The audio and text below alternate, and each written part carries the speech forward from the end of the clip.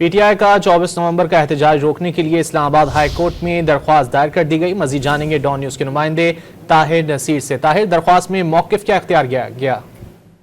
جی دیکھیں، یہ جناح سپر کے ٹریڈرز یونین کے پریزیڈنٹ نے اسلام آباد ہائی کورٹ میں درخواست دائر کی ہے اور 24 نومبر کو پی ٹی آئی کے احتجاج کو روکنے کے لیے درخواست دائر کی گئی۔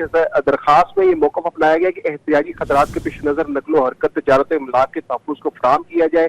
درخواست میں یہ بھی صدا کی گئی ہے کہ جو پی ٹی آئی کا احتجاج ہے اس کو غیر قانونی قرار دیا جائے، اور اس حوالے سے یہ بھی عدالت سے صدا کی گئی ہے کہ جو چیف کمشنر آئی جی اسلام آباد ڈسٹرکٹ مجسٹریٹ کو ہدایت کیجیے کہ وہ اسلام آباد میں امن و سکون برقرار رکھنے کے لیے ہر ممکن اقدامات کرے، اور جو پاکستان تحریک انصاف کے کارکنان ہیں ان کو روکا جائے کہ وہ اسلام آباد کا پرامن ماحول کو خراب نہ کرے۔ تاہم آج اسلام آباد ہائی کورٹ میں درخواست دائر کی گئی اور اس میں استدعا کی گئی ہے کہ 24 نومبر کا جو احتجاج ہے اس کو غیر قانونی قرار دیا جائے۔ جی بہت شکریہ طاہر نصیر، آپ نے اپڈیٹ کیا۔